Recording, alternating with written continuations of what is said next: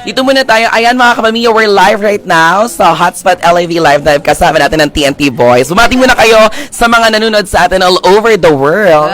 Hello po sa inyo, mga hotspot. Yes, totoo yan mga ka-hotspot. Gusto namin malaman, kayo ba ay handang-handa na para sa inyong world tour? Opo, ready na po. Excited na rin po kami ma-meet excited na po kami ma-meet yung mga foreign audience po namin. Tsaka po yung mga guests po namin. Yes. Ayun po.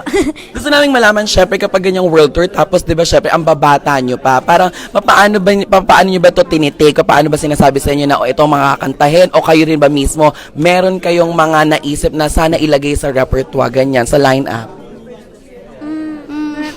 O sila na mismo nag-decide ng mga awitin nyo? Kami po yung nag-ano po sa kanta, then nila-line up lang po nila. Ano ba yung mga choices ng songs na aabangan? Ito ba todo biritan, may sayawan din, o yung mga hindi pa napanood sa Araneta, ilalagay nyo dito sa world tour? Lahat po. Yung sinabi niyo po. Abangan niyo po yun. Abangan niyo po. So, kumbaga parang yung sa Listen the World Tour, kung ano yung nasa Araneta, mas pabubonggahin pa for the world tour. Opo. Sino pa bang mga dream ninyo na makasama mga international artists? Si Bruno Mars po. Kelly Rowland. Sino ba? Ariana Grande ulit. And Beyonce. Ariana and Beyonce ulit. Syempre, kasi parang na-meet yun naman na unti-unti, diba? In one word, paano nyo naman i-describe ang TNT Boys? Ikaw muna. Sila po ay nagtatato na po sa mga sarili nila as brothers. Brothers, tama. Friendship. Their Filipino pride. Totoo, tama. Filipino pride, friendship, and brothers. Ito may pahabol lang na question kasi di ba magsa-summer na daw, sabi ng mga kapamilya natin tsaka mga nanonood sa atin. Di ba pag summer, alam naman natin na uso ang tulian portion. Oo. Di ba? Oo. Sige po. Di ba kasi totoo, tinatanong naman talaga yan eh. Oo. Sagutin ko po yan. Ayan. Pagbalik po namin dito pagtapos po namin ng World's Best po namin, pagpunta po namin dito, tuli na po ako. Oh, ganon dapat. Bukas na bukas po yan. Agad-agad. Inagad-agad naman ni Francis. Ikaw naman. Mamaya na po, Char. Hindi, agad-agad. Hindi, pero in fairness, tanong lang naman yan ng mga netizens natin. Gusto naming malaman, kayo, about isa sa inyo, ano ba ang awit ng buhay ni Kiefer sa mga panahong ito? Awit ng buhay, ito yung mismong dream po na lahat po na pinapangarap rin po sa and ayun, natupad ko. Anong title ng kanta na yan?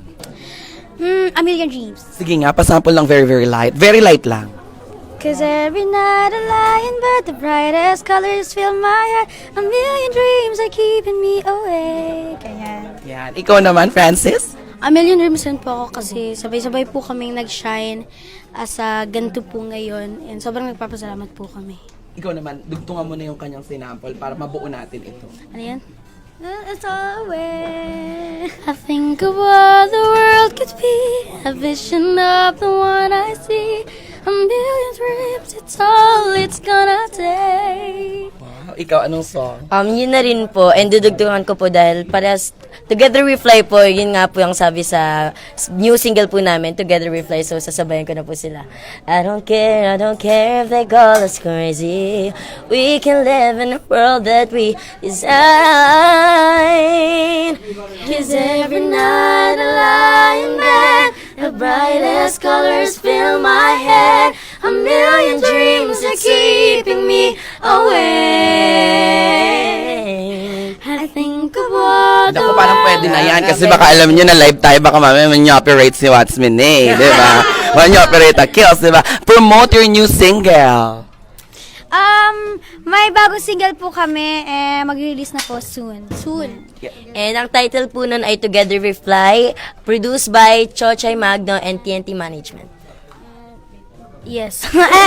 And written by? And written by Chochay Magno. Again. Arranged by Naldi Rodriguez. And abangan nyo po yan. Ito pong kantang to about friendship po yan. Dahil napapanood tayo all over the world, i-invite nyo na lahat ng mga onliners natin na nakatutok ngayon sa facebook.com/ABS-CBN Network.